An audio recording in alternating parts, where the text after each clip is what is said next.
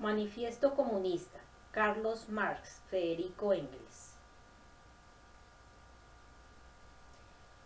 1. Prefacios. La Liga de los Comunistas, sociedad obrera internacional que no podía vivir sino en secreto, dadas las condiciones de la época, encargó a los que suscriben, delegados al Congreso celebrado en Londres en 1847, que redactarán y publicarán un programa detallado del partido, a la vez teórico y práctico. Tal es el origen de este manifiesto, cuyo manuscrito fue enviado a Londres para su impresión, algunas semanas antes de la Revolución de Febrero.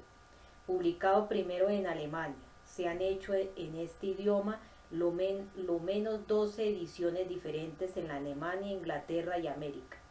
Ha aparecido en inglés en Londres en 1850. En el Red Republican, traducido por la señorita Elena McFarlane, y en 1871 se han hecho al menos 3 traducciones diferentes en América. Apareció en francés en París algún tiempo antes de la insurrección de junio de 1848 y recientemente en Les Socialistes de Nueva York. Se prepara en este momento otra edición, Gisone, en Londres una edición en polaco poco tiempo después de la primera edición alemana. En Ginebra apareció en ruso algunos años después de 1860. Ha sido traducido al danés a poco de su publicación original, aunque las condiciones hayan cambiado mucho en los últimos 25 años, los principios generales expuestos en este manifiesto conservan en conjunto todavía la mayor exactitud. Algunos puntos deberían ser retocados. El mismo manifiesto explica que la aplicación de los principios dependerá siempre y en todo caso de las circunstancias históricas existentes, y que por tanto no debe darse mucha importancia a las medidas revolucionarias enumeradas al fin del capítulo 2.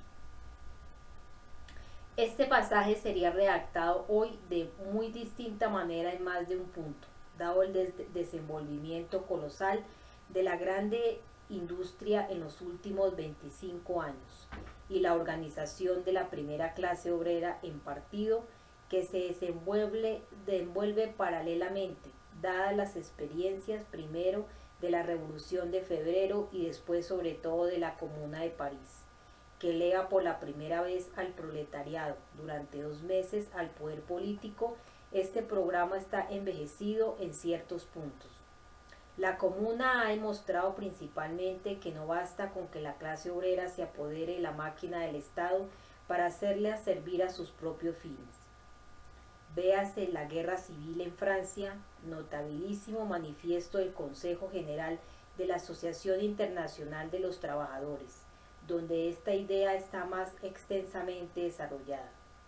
Además, evidentemente, la crítica de la literatura socialista en estos momentos incompleta, pues solo llega a 1847. Y al propio tiempo, si las observaciones que se hacen sobre la posición de los comunistas ante los diferentes partidos de oposición, capítulo 4, son exactas todavía en sus trazos generales. Están envejecidas en detalle, pues la situación política ha cambiado completamente y la evolución histórica ha hecho desaparecer a la mayoría de los partidos que se enumeran. Sin embargo, el manifiesto es un documento histórico que no tenemos derecho a modificar. Una edición posterior quizás sea procedida de una introducción que pueda llenar la laguna entre 1847 y hoy. La actual reimpresión ha sido demasiado rápida para poder escribirla. Carlos Marx, Federico Engels, Londres, 24 de junio de 1872. 2. El manifiesto comunista. Desgraciadamente tengo que firmar solo el prefacio de esta edición. Marx, el hombre a quien la clase obrera de Europa y América debe más que a ningún otro. Marx reposa al presente en el cementerio de Highgate y sobre su tumba verdea ya el primer césped. Después de su muerte no es ocasión de rehacer o de completar el manifiesto. Creo pues necesario recordar aquí explícitamente lo que sigue. La idea fundamental e íntima del manifiesto, a saber que la producción económica y la estructura social que resulta forman indefectiblemente en cada época histórica.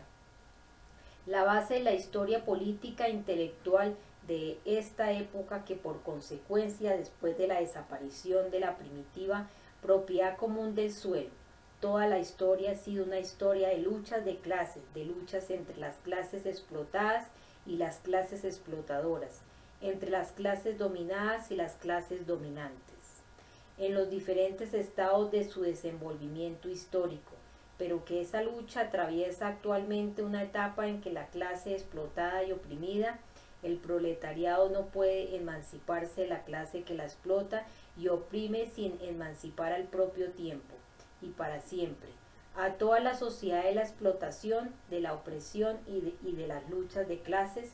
Esta idea fundamental pertenece única y exclusivamente a Marx. Lo he declarado a menudo, pero al presente es preciso que esta declaración figure a la cabeza del manifiesto. Engels, Londres, 26 de junio de 1883. 3. Después de escrito lo que procede, ha sido necesario una nueva edición alemana del manifiesto, e interesa recordar aquí los acontecimientos con él relacionados. Una segunda traducción rusa por Vera Zasulich apareció en Ginebra en 1882. Marx y yo redactamos el prefacio. Desgraciadamente he perdido el manuscrito alemán original y debo retraducir del ruso, lo que no es de ningún beneficio para el texto. La primera edición rusa del manifiesto del Partido Comunista, traducido por Bakunin, apareció después de 1860 en la imprenta del Colo-Colo. En este momento una edición rusa de esta obra tenía tanto más que para el occidente la importancia de una curiosidad literaria. Ahora no es lo mismo. Cuán reducido era el terreno de acción del movimiento proletario en el momento de la aparición del manifiesto. Enero de 1848. Es lo que resalta bien del último capítulo, posición de los comunistas ante los diferentes partidos de oposición. Rusia y los Estados Unidos especialmente no fueron mencionados. Era el momento en que Rusia formaba la última gran reserva de la reacción europea y en que la emigración a los Estados Unidos absorbía el total exceso de las fuerzas de proletariado de Europa. Materias en estos dos países provenían a Europa de primeras materias y le ofrecían al propio tiempo mercado para la venta de sus productos industriales. Los dos servían pues de una y de otra manera de contrafuerte a la organización social de Europa. ¿Cuán cambiado está todo? Precisamente la emigración europea ha hecho posible el colosal desenvolvimiento de la agricultura en América del Norte, cuya competencia ha conmovido en sus cimientos a la grande y pequeña propiedad territorial de Europa. Es ella la que ha dado a los Estados Unidos simultáneamente la facultad de emprender la explotación de sus grandes recursos industriales con energía y medida tales que el monopolio industrial de la Europa occidental desaparecerá rápidamente. Estas dos circunstancias repercuten a su vez sobre la misma América, la pequeña y la media propiedad campesina, piedra angular de la organización política de América. Desaparece de continuo bajo la concurrencia de las explotaciones agrícolas gigantescas, mientras que en la industria se forma por la primera vez un numeroso proletariado al lado de una fabulosa concentración de capital. Pasemos a Rusia. Al producirse la revolución de 1848 al 49, los monarcas de Europa, así como la burguesía, veían en la intervención rusa el único medio de salvación contra el proletariado, que empezaba a tener conciencia de su fuerza. Hicieron del zar el jefe de la reacción europea. Ahora es en Gatchina el prisionero de guerra de la revolución, y Rusia está en la vanguardia del movimiento revolucionario de Europa. El manifiesto comunista se propuso proclamar la desaparición próxima e inevitable de la propiedad burguesa, pero en Rusia al lado del capitalismo que se desarrolla febrilmente y de la propiedad territorial burguesa en vía de formación, más de la mitad del suelo es propiedad común de los campesinos. Se trató entonces de saber si la comunidad rural rusa, forma ya muy desnaturalizada de la primitiva propiedad común del suelo, pasará directamente a una forma comunista superior de la propiedad territorial, o bien si debe seguir desde luego el mismo proceso de disolución que ha sufrido en el desenvolvimiento histórico de Occidente. La única respuesta que se puede dar hoy a esta cuestión es la siguiente. Si la Revolución Rusa da la señal de una revolución obrera en Occidente y las dos se completan, la propiedad común actual de Rusia podrá servir de punto de partida a una revolución comunista. Londres, 21 de enero de 1882. Una nueva traducción polaca apareció hacia esa época en Ginebra, Manifest Kommunistischen. Después de una nueva traducción danesa apareció en la Social Democratic Bibliothek Compage 1885. Desgraciadamente no está completa. Algunos pasajes esenciales que parecen haber detenido el traductor han sido omitidos y aquí y allá se notan trazas de negligencia que son tanto más lamentables cuando se ve por el resto que la traducción habría podido ser excelente con un poco más de cuidado. En 1886 aparece una nueva traducción francesa. El Les Socialistes de París es hasta ahora la mejor. Después de esta ha aparecido en el mismo año una versión española, primero en El Socialista y luego en folleto, Manifiesto del Partido Comunista, Madrid. A título de curiosidad diré que en 1887 fue ofrecido a un editor de Constantinopla el manuscrito de una traducción armenia. El excelente hombre no tuvo el valor de imprimir un folleto sobre el cual figuraba el nombre de Marx y pensó que sería preferible que el traductor apareciese como autor, lo que éste se negó a hacer.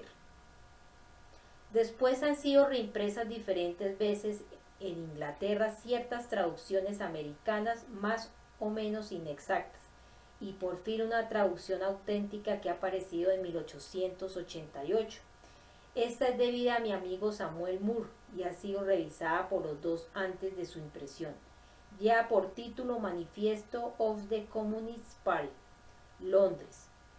Yo he reproducido en la presente edición algunas notas de esta traducción inglesa.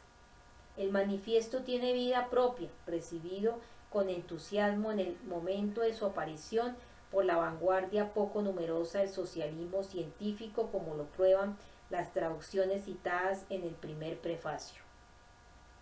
Fue pronto relegado al olvido por la reacción que siguió a la derrota de los obreros parisinos en junio de 1848 y proscrito por ley a consecuencia de la condena de los comunistas de Colonia en noviembre de 1852.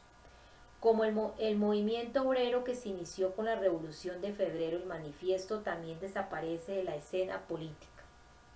Cuando la clase obrera europea hubo recuperado las fuerzas para un nuevo asalto contra el poderío de las clases dominantes, nació la Asociación Internacional de los Trabajadores.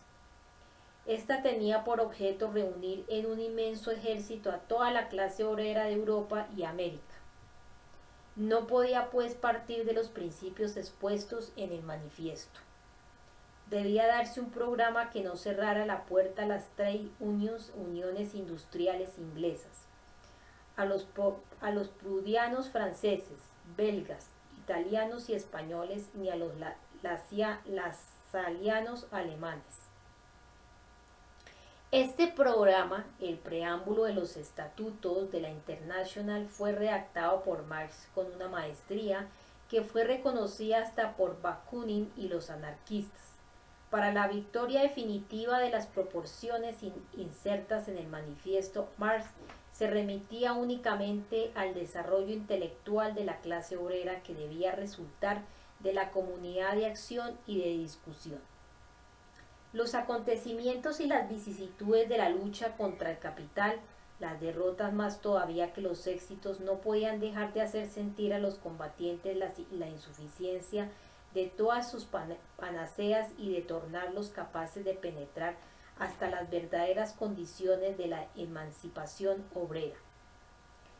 Marx tenía razón, la clase obrera de 1874, después de la disolución de la Internacional, era diferente a la de 1864.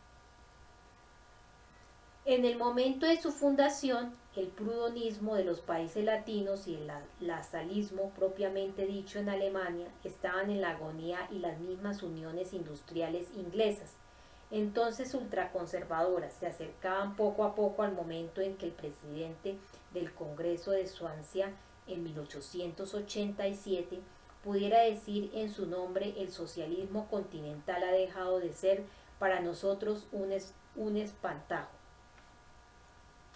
Pero el socialismo continental casi estaba identificado en 1887 con la teoría formulada en el manifiesto, y así la historia del manifiesto refleja hasta cierto punto la historia del movimiento obrero moderno desde 1848.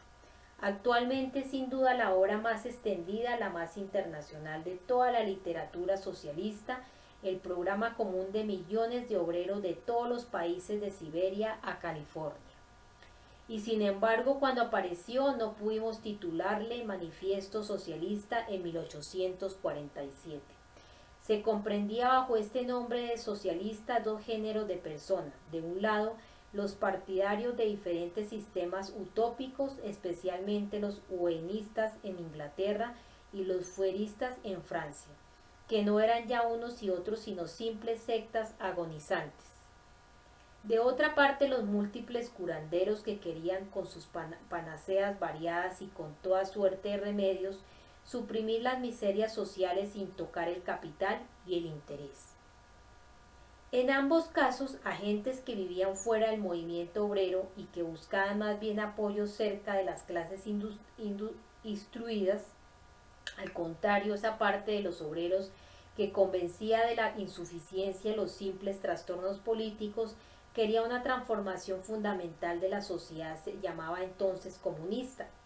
Era un comunismo apenas elaborado, muy instintivo, a veces un poco grosero, pero fue asaz puntaje para producir dos sistemas de comunismo: en Francia la Icaria de Cabet y en Alemania el de Weilin.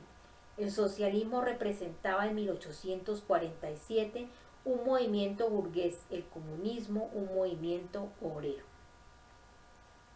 El socialismo era, al menos en el continente, un pasatiempo mundano, el comunismo era otra cosa, y como nosotros opinábamos por entonces muy claramente que la emancipación de los trabajadores debe ser obra de los trabajadores mismos, no pudimos vacilar un instante sobre la denominación que escogeríamos después. No se ha ocurrido jamás modificarla. Proletarios de todos los países, unidos. Solo algunas voces nos respondieron cuando lanzamos estas palabras por el mundo. Hace ya 42 años, en vísperas de la primera revolución parisiense, en la cual el proletariado se insurreccionó en nombre de sus propias reivindicaciones, mas el 28 de septiembre de 1864, los proletarios de la mayoría de los países de la Europa occidental se reunieron en la Asociación Internacional de los Trabajadores de gloriosa memoria. La Internacional no vivió sino 9 años, pero los lazos que ella estableció entre los proletarios de todos los países subsisten todavía, y no hay mejor prueba que la jornada de este día. En el momento en que escribo estas líneas, el proletariado de Europa y América, para revista a sus fuerzas por la primera vez movilizadas en un solo ejército bajo la misma bandera, y para un objetivo inmediato, la fijación legal de la jornada normal de 8 horas, proclamada ya en 1866 por el Congreso de la Internacional, celebrado en Ginebra, y de nuevo por el Congreso Obrero de París en 1889.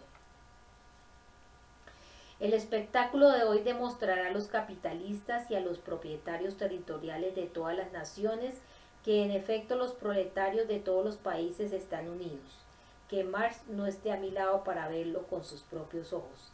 Engels, Londres, 1 de mayo de 1890. Manifiesto.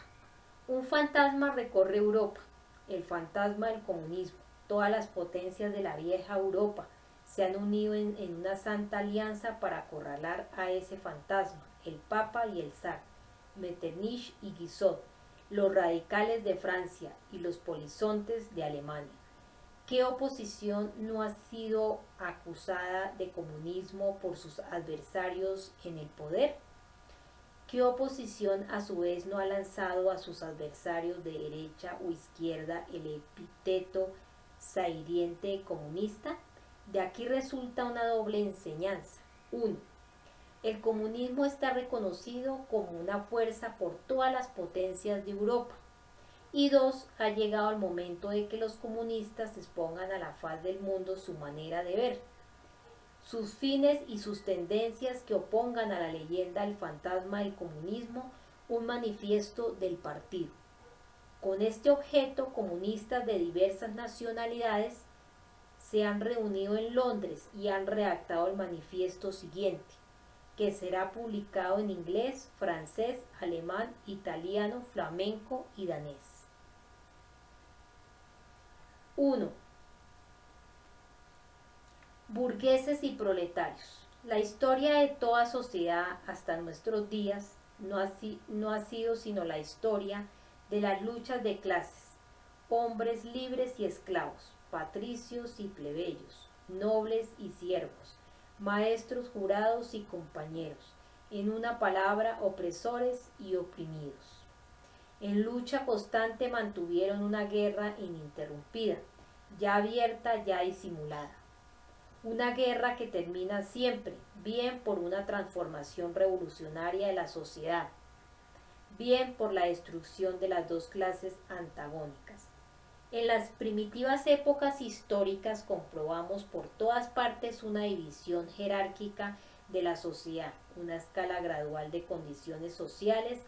En la antigua Roma hallamos patricios, caballeros, plebeyos y esclavos. En la Edad Media, señores, vasallos, maestros, compañeros y siervos. Y en cada una de estas clases gradaciones particulares. La sociedad burguesa moderna, levantada sobre las ruinas de la sociedad feudal, no ha abolido los antagonismos de clases. No ha hecho sino sustituir con nuevas clases a las antiguas, con nuevas condiciones de opresión, con nuevas formas de lucha. Sin embargo, el carácter distintivo de nuestra época, de la época de la burguesía, es haber simplificado los antagonismos de clases. La sociedad se divide cada vez más en dos grandes campos opuestos, en dos clases enemigas, la burguesía y el proletariado. De los siervos de la Edad Media nacieron los componentes de los primeros municipios. De esta población municipal salieron los elementos constitutivos de la burguesía. El descubrimiento de América y la circunnavegación de África ofrecieron a la burguesía naciente un nuevo campo de actividad. Los mercados de la India y de la China, la colonización de América, el comercio colonial, la multiplicación de los medios de cambio y de mercancías imprimieron un impulso hasta entonces desconocido al comercio, a la navegación, a la industria y le aseguraron en consecuencia un desarrollo rápido al elemento revolucionario de la sociedad feudal en decadencia. La antigua manera de producir no podía satisfacer las necesidades crecientes con la apertura de nuevos mercados. El oficio, rodeado de privilegios feudales, fue reemplazado por la manufactura. La pequeña burguesía industrial suplantó a los gremios. La división del trabajo entre las diferentes corporaciones desapareció ante la división del trabajo en el seno del mismo taller. Pero los mercados se engrandecían sin cesar.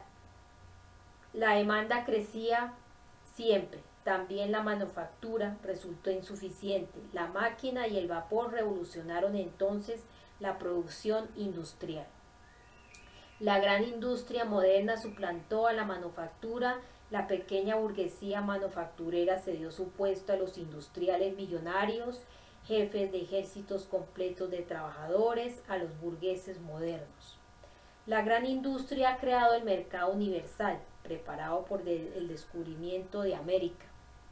El mercado mundial aceleró prodigiosamente el desarrollo del comercio, de la navegación, de todos los medios de comunicación. Este desarrollo reaccionó a su vez sobre la marcha de la industria y a medida que la industria, el comercio, la navegación, los ferrocarriles se desarrollaban, la burguesía se engrandecía, decuplicando sus capitales y relegando a segundo término las clases transmitidas por la Edad Media. La burguesía, como vemos, es también producto de un largo desenvolvimiento, una serie de revoluciones en los medios de producción y de comunicación. Cada etapa de la evolución recorrida por la burguesía ha estado acompañada de un progreso político correspondiente, clase oprimida por el despotismo feudal, asociación armada gobernándose a sí misma en el municipio, en unos sitios república municipal, en otros tercer estado contributivo de la monarquía. Después, durante el periodo manufacturero, contrapeso de la nobleza en las monarquías limitadas o absolutas, piedra angular de las grandes monarquías, la burguesía, después del establecimiento de la gran industria y del mercado. Universal se apoderó finalmente el poder político con exclusión de las otras clases en el Estado representativo moderno. El gobierno moderno no es sino un comité administrativo de los negocios de la clase burguesa. La burguesía ha ejercido en la historia una acción esencialmente revolucionaria. Allí donde ha conquistado el poder ha pisoteado las relaciones feudales, patriarcales e idílicas, todas las ligaduras multicolores que unían el hombre feudal a sus superiores naturales las ha quebrantado sin piedad para no dejar subsistir otro vínculo entre hombre y hombre que el frío interés, el duro pago al contado. Ha ahogado el éxtasis religioso, el entusiasmo caballeresco, el sentimentalismo del pequeño burgués en las aguas heladas del cálculo egoísta. Ha hecho de la dignidad personal un simple valor de cambio. Ha sustituido las numerosas libertades tan dolorosamente conquistadas con la única e implacable libertad de comercio. En una palabra, en lugar de la explotación velada por ilusiones religiosas y políticas, ha establecido una explotación abierta, directa, brutal y descarada. La burguesía ha despojado de su aureola todas las profesiones hasta entonces reputadas de venerables y veneradas. Del médico, del jurisconsulto, del sacerdote, del poeta, del sabio, ha hecho trabajadores asalariados. La burguesía ha desgarrado el velo de sentimentalidad que encubría las relaciones de familia y las ha reducido a simples relaciones de dinero. La burguesía ha demostrado cómo la brutal manifestación de la fuerza en la Edad Media, tan admirada por la reacción, encuentra su complemento natural en la más lamentable pereza. Pero es también la que primero ha probado lo que puede realizar la actividad humana. Ha creado maravillas muy superiores a las pirámides egipcias, a los acueductos romanos y a las catedrales góticas, y ha dirigido expediciones superiores a las invasiones y a las cruzadas. La burguesía no existe sino a condición de revolucionar incesantemente los instrumentos de trabajo, es decir, todas las relaciones sociales. La persistencia del antiguo modo de producción era, por el contrario, la primera condición de existencia de todas las clases industriales precedentes. Este cambio continuo de los modos de producción, este incesante derrumbamiento de todo el sistema social, esta agitación y esta inseguridad perpetua distinguen a la época burguesa de todas las anteriores. Todas las relaciones sociales tradicionales y consolidadas con su cortejo de creencias y de ideas admitidas y veneradas quedan rotas. las que la reemplazan caducan antes de haber podido cristalizar. Todo lo que era sólido y estable es destruido, todo lo que era sagrado es profanado, y los hombres se ven forzados a considerar sus condiciones de existencia y sus relaciones recíprocas con desilusión. Impulsada por la necesidad de mercado siempre nuevo, la burguesía invade el mundo entero. Necesita penetrar por todas partes, establecer en todos los sitios, crear por doquier medios de comunicación.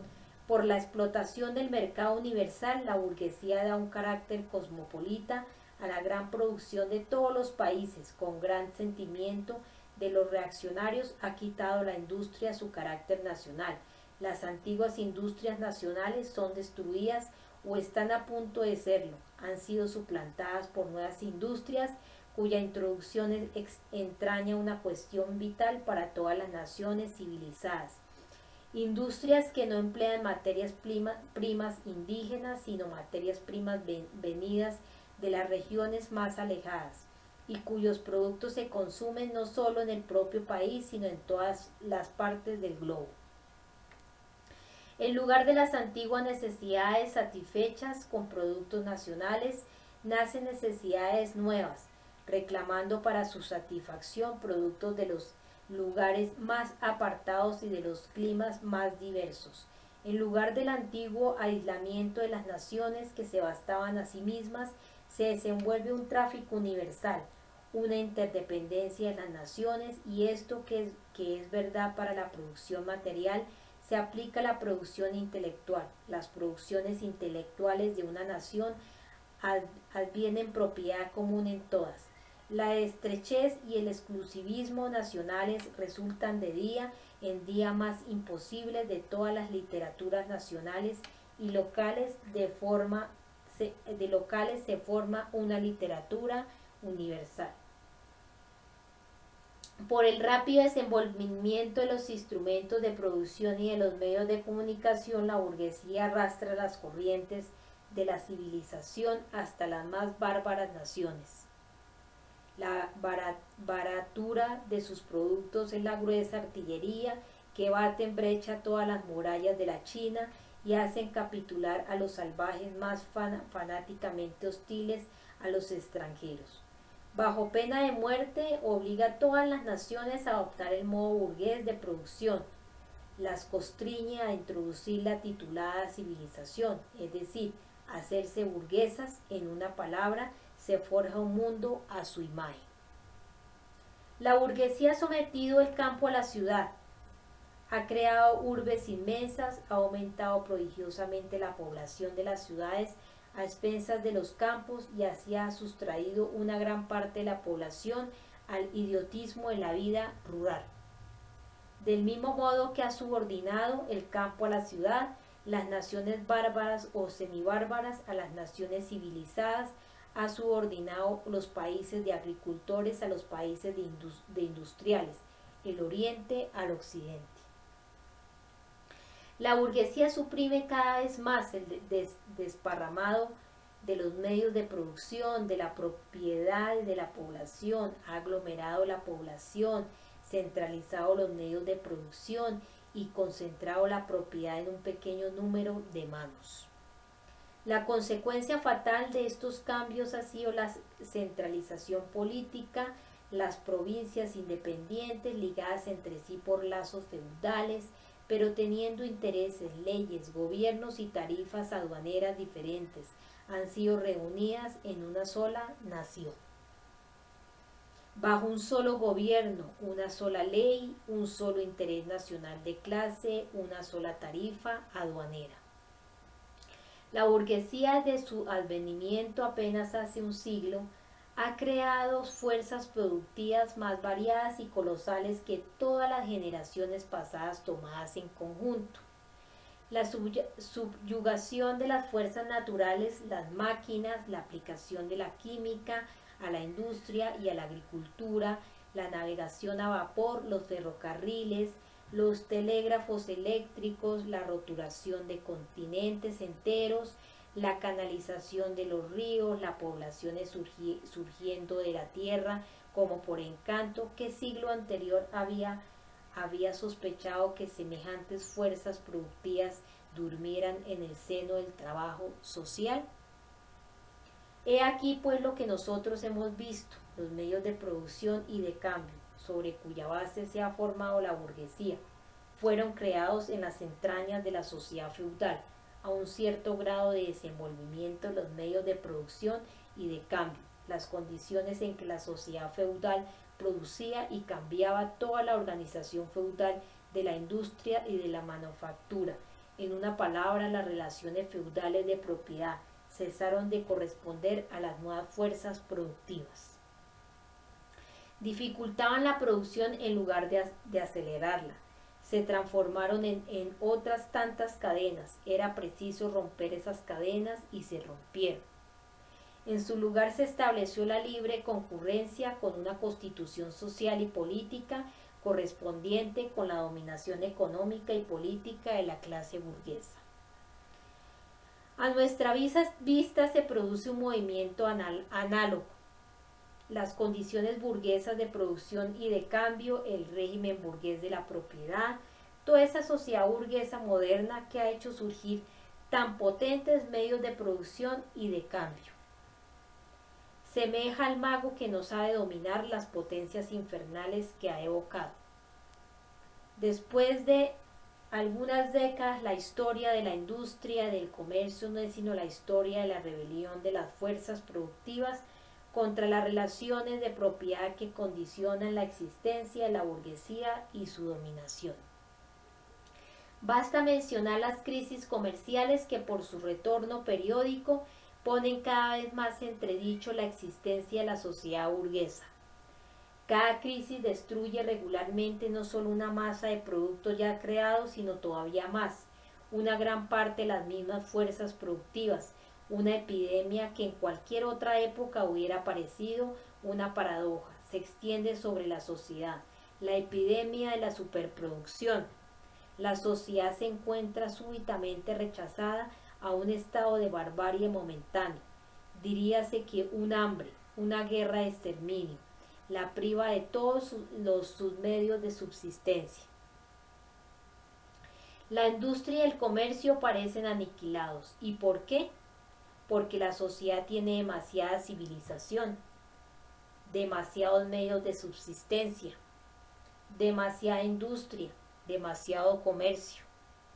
Las fuerzas productivas de que disponen no favorecen ya el desarrollo de la propiedad burguesa, al contrario, han resultado tan poderosas que constituyen de hecho un obstáculo, y cada vez las fuerzas productivas sociales salvan este obstáculo precipitar en el desorden a la sociedad entera y amenazan la existencia de la propiedad burguesa.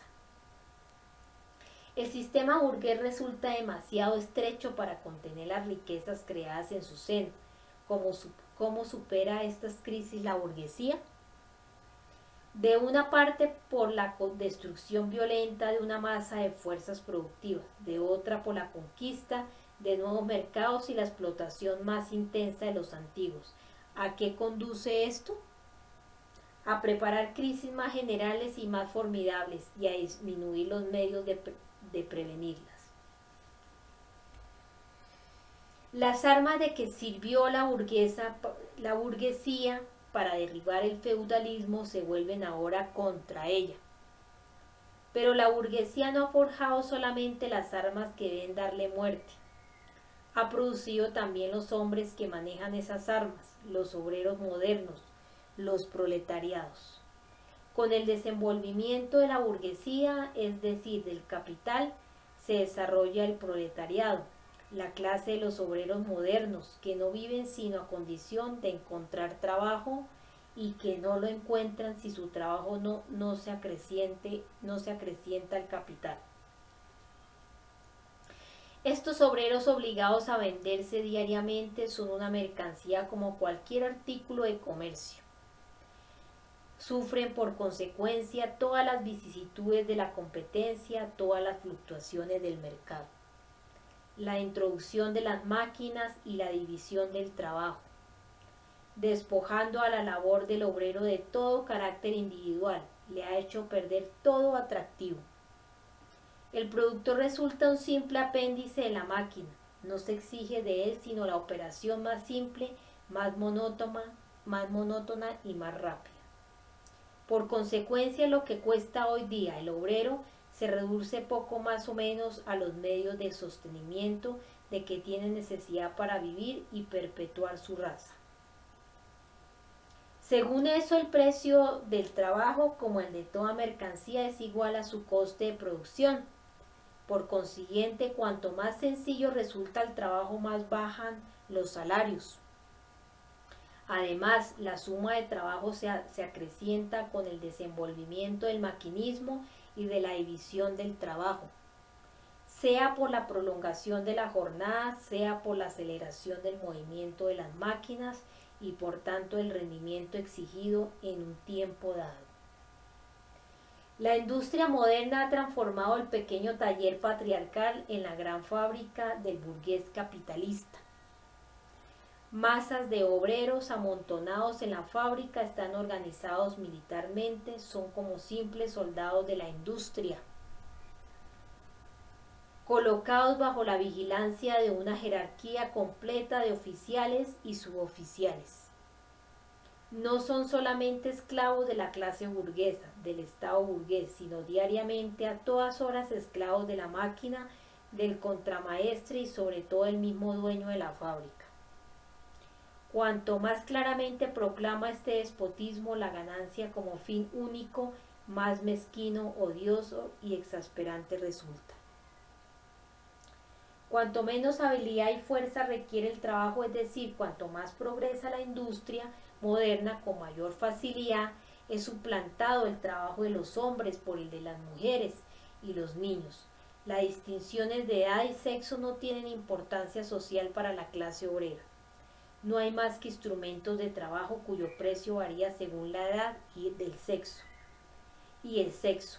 Una vez que el obrero ha sufrido la explotación del fabricante y ha recibido su salario en metálico, se convierte en víctima de otros elementos de la burguesía, casero, tendero, prestamista, etc. Pequeños industriales, comerciantes y renteros, artesanos y labradores, toda la escala inferior de las clases medias de otro tiempo, caen en el proletariado de una parte porque sus pequeños capitales no les permiten emplear los procedimientos de la gran industria y sucumben en la consecuencia de los grandes capitalistas. De otra parte porque su habilidad técnica es anulada por los nuevos modos de producción, de suerte que el proletariado se recluta en todas las clases de la población. El proletariado por diferentes fases de evolución, su lucha contra la burguesía comienza desde su nacimiento. Al principio la lucha es entablada por obreros aislados, enseguida por los obreros de una misma fábrica y al fin por los obreros del mismo oficio, de una localidad contra la burguesía que los explota directamente. No se contentan con dirigir sus ataques contra el modo burgués de producción, y los dirigen contra los instrumentos de producción, destruyen las mercancías extranjeras que les hacen competencia, rompen las máquinas, queman las fábricas y se esfuerzan en reconquistar la posición perdida del artesano de la Edad Media.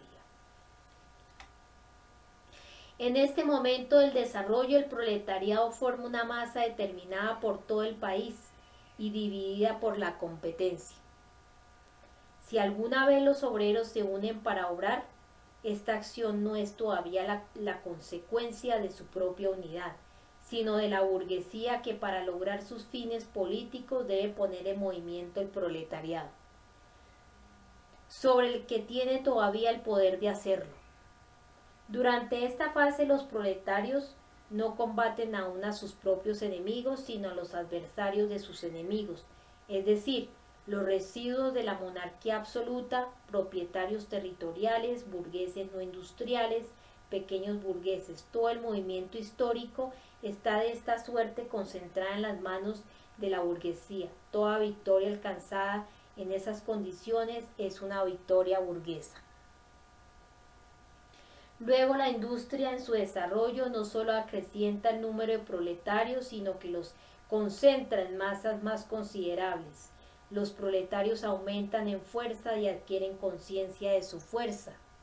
Los intereses y las condiciones de existencia de los proletarios se igualan cada vez más a medida que la máquina borra toda diferencia en el trabajo y reduce casi por todas partes el salario a un nivel igualmente inferior. Por consecuencia de la creciente competencia de los burgueses entre sí y las crisis comerciales que ocasionan, los salarios resultan cada vez más eventuales. El constante perfeccionamiento de la máquina coloca al obrero en más precaria situación. Los choques individuales entre el obrero y el burgués adquieren cada vez más el carácter de colisiones entre dos clases. Los obreros empiezan por coligarse contra los burgueses para el mantenimiento de sus salarios. Llegan hasta formar asociaciones permanentes. En previsión de estas luchas circunstanciales, aquí y allá la resistencia estalla en sublevación. A veces los obreros triunfan, pero es un triunfo efímero. El verdadero resultado de sus luchas es menos el éxito inmediato que la solidaridad aumentada de los trabajadores. Esta solidaridad es favorecida por el acrecentamiento de los medios de comunicación que permiten a los obreros de localidades diferentes ponerse en relaciones. Después basta este contacto que por todas partes reviste el mismo carácter para transformar las numerosas luchas locales en lucha nacional centralizada, en lucha de clase, más toda lucha de clase es una lucha política. Y la unión que los burgueses de la Edad Media con sus caminos vecinales tardaron siglos en establecer, los proletarios modernos la conciertan en algunos años por los ferrocarriles.